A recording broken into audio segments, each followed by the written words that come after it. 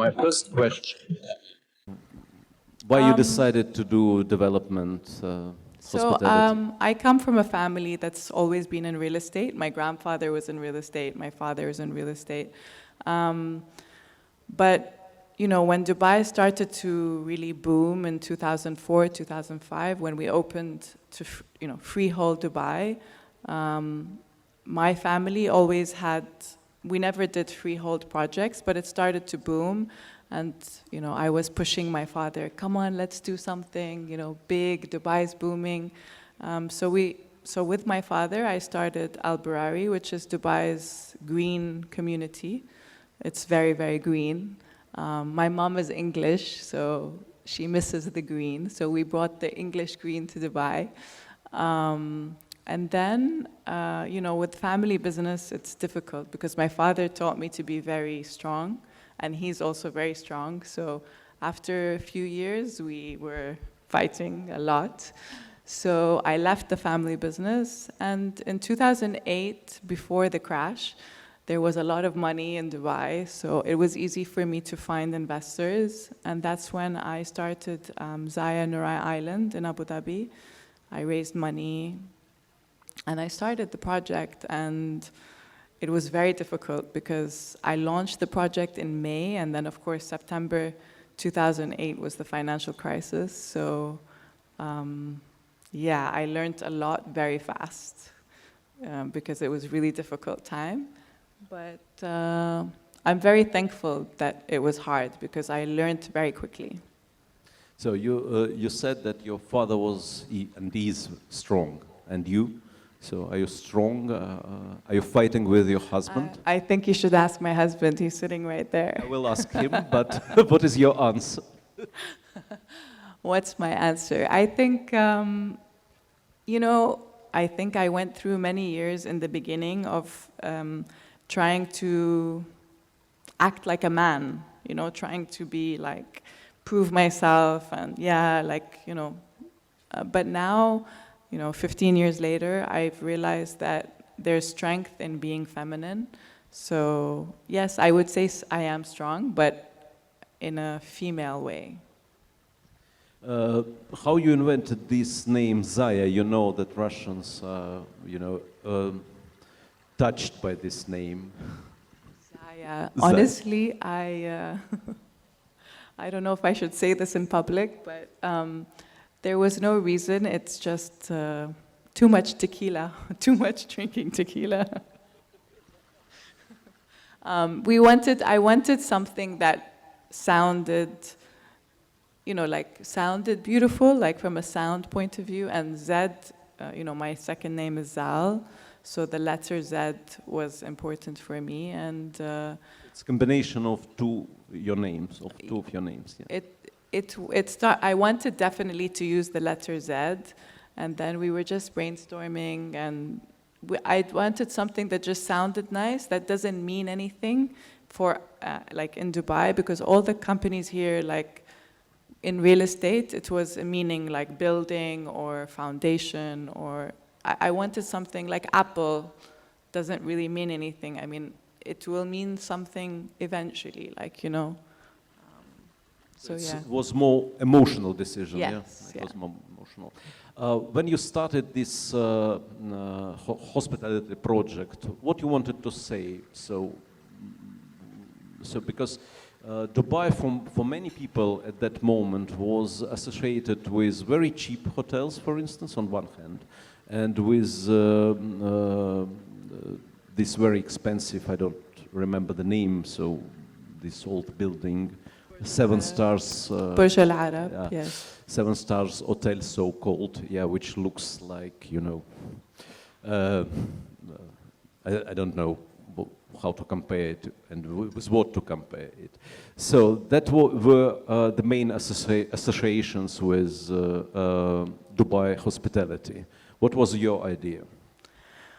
I think, you know, the island is very beautiful. It's a natural island, so we wanted to make sure that we developed something where, you know, it was in connection with nature, people would be comfortable. It's 5-star, but it's not like it's not a typical, like white glove service. It's very relaxed. Like I wanted to create an environment where people can just be themselves, relax, have 5-star, services, but not feel like, not feel. Sometimes when you walk into a 5-star place, you feel like you have to behave a certain way or you have to look a certain way. At Zaya Nadya Island, I was there yesterday and I saw some people coming off a boat, and there was a family and a couple and some guys who were going to party. It's a very strange place because it's a lot of people from all different kinds of like walks of life go there, and I think the key is that people feel comfortable. So I wanted to create. It's not really about the design or the service, is about people being relaxed. So being so long time in business, actually, from the beginning of this boom, what you can say, what most important changes happened in Dubai, from your opinion? From a business point of view, I would say the legal system. So now we have the DIFC court, which I think has given a lot of comfort to people. So, you have the English law. So I would say that has been a huge change.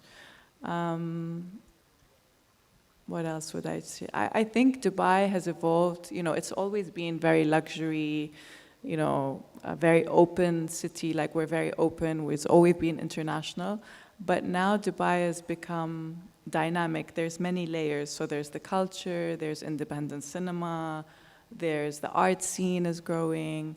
A few years ago I used to say, oh, I want to go to the theater, or I want to, but we have everything in Dubai. Even, the spiritual side of Dubai, like, there's a lot of meditation retreats, yoga, like now Dubai has many elements to the city, and it's amazing because you can find everything here now.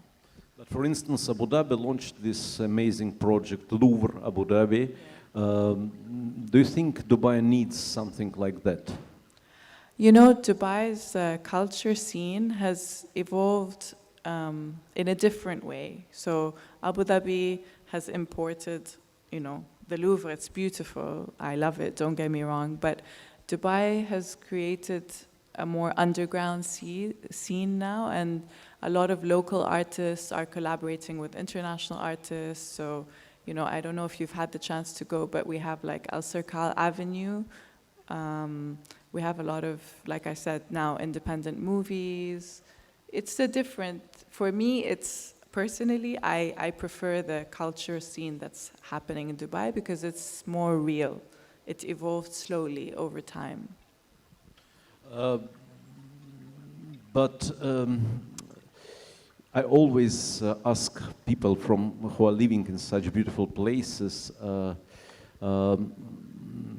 how you spend your vacations. Actually, you said about some cultural attractions you missed before, but really how you spent your vacations? What you prefer? Me and my husband have started hiking a lot, and so I think, we have beautiful nature here. We have the beach, we have mountains, but still, we travel to see like raw nature, So yeah, we spend a lot of time in Europe. I want to go back to Bhutan because we got married there. So yeah, if you live in somewhere like Dubai, you maybe, because it's so luxurious. He laughs at me. My husband's from India, and I always want to go to India, and he says it's because I live in a Dubai where everything is perfect. So I want to go to the, to the dirty cities. So you said that you just returned from Sochi, yeah? Yes, Yeah. I just How returned. it was? It was amazing, actually. My son wanted to go skiing. He says, I'm always skiing in the not real snow. I want to go to the snow. So yeah, we got back yesterday from Sochi, and it was, we were lucky there was snow, and the service was amazing, really, yeah. really, when you're working in hospitality business, so in development business, you always probably, when you come to certain places in the world, so you compare. And it's not only vacation, but it's part of work. So you think, what are places, I mean hotels probably, or resorts in the world which impressed you much, and what you want, how you see the future of your business? So I think from a hospitality point of view, I would say service levels in Thailand and in India are amazing. But then they don't have the dynamic, vibe. I think, my husband owns a hotel here called Five on the Palm Jumeirah.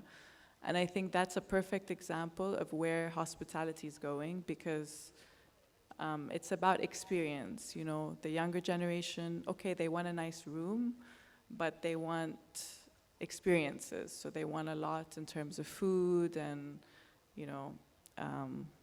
champagne showers and, a lot of music. So music is a huge factor. DJs, festivals. So I think, with Airbnb and, on the room side, it's very difficult for hotels to compete with. So when we travel as a family, for example, because there's 4 kids, me, my husband, it's a big, we always choose to stay in Airbnb now or luxury, homes. We don't choose to stay in hotels. The only reason I would go to a hotel is for vibe, for a nice restaurant, for the experience, for the service. So I think hotels are going to have a hard time. I think they really need to be thinking about what experience they're giving clients. Do you think it's the future of hospitality business? Because really, from my experience, for instance, when I started traveling a lot, I was editor of GQ magazine, for instance. It means that I was traveling everywhere and stayed in the best hotels in the world. I would say when I started, it was so complicated to have just a cup of coffee in your room, because you needed to call, to offer, to wait 20 minutes. Of course, it was served in style with a butler in his white gloves. It was beautiful, but still you needed to wait for 20 minutes for a cup of coffee.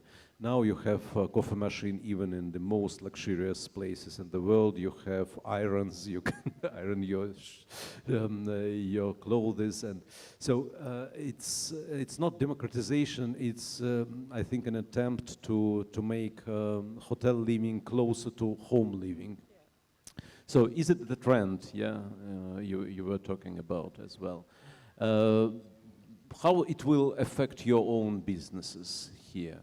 What do you think about? Do you think about new stage in your businesses? I mean, like I said, I think all the developments that I've done, whether it's real estate or hotels, there has to be a point of difference. So with my first project with my family, it's all about nature, waterways. There's nowhere in Dubai that gives you that. So you always have to think about being unique. In the hospitality industry, we have to innovate in terms of experiences, for sure. And one of the things, for example, that we have to be aware of is Instagram, for example. Like now when we're designing new spaces, we're thinking, is this where they're going to take a picture for Instagram? I mean, it sounds silly, but that's what we do. So experiences where it's at, how are they, just silly things like having floating sushi in the swimming pool because they want to put it on Instagram. And so we're constantly innovating, bringing the right DJs, having artists have music studios within the hotel. I think it's all about the experience. Actually, the important question. So you know the market quite well. A lot of Russians came here from developing their businesses probably in the new area. So in Middle East, in Dubai, in Emirates. What you will recommend? What we need to keep in mind when we are working with Arab people, with the citizens of Emirates? What we need to know about psychology and about traditions? Traditions, I would say, we're very emotional people, but so are you. So we're quite close that way. I think, Dubai has become so international, and so I don't think it's very different than anywhere in the world, really. I think it would be easier for a Russian investor, for example, to come to Dubai than maybe an English investor, because there's this, warmth that, and we're very emotional people. So I think my advice would be move now, invest now in Dubai. So your first advice, be emotional, yes, and then? And then make sure you have a good legal structure. And yeah, just follow the rules, and it's a great place to be. And it's very easy, actually. You can set up a company in 24 hours. Do you think about development of your businesses abroad? Yes, my husband is opening a hotel in Zurich in December, I think, hopefully. So yes, we do. Do you have the name already? It's 5 Zurich. 5 Zurich. Yeah. And what is the difference? Why it is important to work on another market? Why Swiss market? Why the Swiss market? I think Switzerland is not that different than Dubai. It is in many ways, but different. It's different, yes, but it's similar in that it's safe. There's a lot of wealth. It's different for sure, but there's a huge opportunity because we're going to take the glamour and the party of Dubai to Switzerland. They need it. It's too boring. Is it the only project you are working now? Foreign project or there are any so other internationally, yeah, it's the only project I'm working on. I'm building 4 buildings here in Dubai at the moment, and yeah, so 4 buildings here and then Zurich, and lots of children at home. So I'm pretty busy. How old are they? 13, 7, 5, and 3. 14, actually. I have a very good friend in Moscow. She's also a very independent woman, but also at the same time wife, also beautiful, and mother of 5 children. The Russians who are here, so they definitely know her. It's Zhenya Turikova from Sberbank, the biggest bank in Russia. She's chief of private banking department, and asked her how you manage to have 5 children and all this work. It's very difficult to combine. And she said, just I have projects in my office, and one project, second project, third project, have departments working on these projects, and children are also my projects, and so I have them in the schedule, and I need to work as I work in the office. What is your approach to the family? What gives your children? Yeah, I would agree with that it's a project. I wake up at 5 a.m. So I just make sure that my team at work realize that my time is short. So I realize that the same work I could do from 8 to 6 in the evening, I can do the same work from I leave the office by 2 p.m. no matter what. Like, that's it, I'm out. And when the team gets used to, like in the beginning, it was difficult, but now that they've gotten used to going with solutions, and so I just manage my time and I make sure that I'm home. Most of the afternoons I'm at home. You know, at work we spend a lot of time talking, and it's important to connect with people, to talk, but I don't have that luxury right now, so my team understand that, go to the point, and that's it. Normally, when we have children, we try to educate them, to prepare them for the future life in a way better than we were prepared, for instance. Actually, we know what mistakes made our parents, for instance, and we want to avoid them in the future, or we think that they made mistakes. Do you have such mistakes in your mind when you think about the future of your children?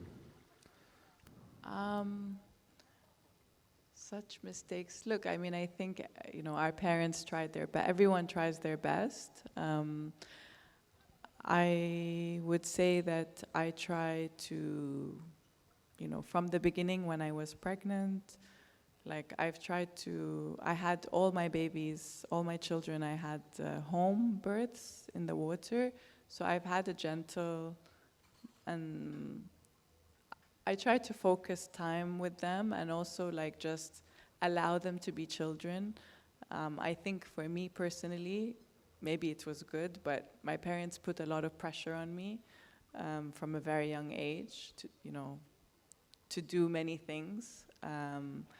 And I think there's a time that you should push your children, but for me, I think it's very important for children to be able to be children, you know, and just play in the sand and climb trees. And I feel that I see a lot of moms who are very anxious all the time that their children should do tennis and play piano and have A's and da-da-da-da-da-da. And for me, I'm the complete opposite. I just want them to just play, relax. just play, just wait, just play and know, smile. Yeah.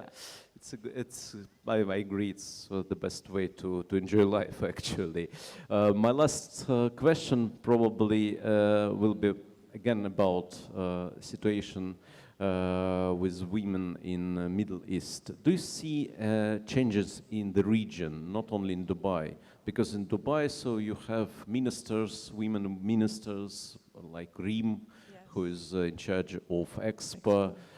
So you have a tradition here. Mm-hmm. But looking at the region as a whole, what changes you see? I mean, I would say that all over the region, I mean, specifically the Gulf region, we have a female, I would say in the last 15 years, we have ministers and, you know, not just ministers, even, you know, businesswomen, people in the art scene. Women are just definitely contributing a lot more. I mean, I remember when I was younger, my cousins, females, were one of the first, you know, Emiratis to work, and it was a big problem. Like, I remember listening to my uncles, my cousins, how can they work? Just working was a big deal. So there's been a very big change in the last 15 years. Saudi, for example, you know, Saudi, the Crown Prince is making a lot of changes to allow women to, you know, Drive a car. to drive a car, yes. But more than drive a car, I mean, they're working, they're contributing. So yeah, I would say it's a very exciting time. I think it's exciting for women in Saudi now because they have all these amazing opportunities. Do you think it goes from women's side, so they want new rights, or it's just we want to be, it goes from men, so we just want to live like in Western countries? No, I definitely think it's driven by women. I mean, if you look at the work, I mean, if you go to any government department in Dubai now, it's predominantly female now. I mean, they don't want to be home. Okay, so Thank you so much, You're very Nadia. welcome. It's so great pleasure that you are not at home and you are now with us in this beautiful place. Thank you, and Thank you, have good and luck. I hope you all have a great time in Dubai, and yeah, have a wonderful evening. Thank you for having me. Thank you.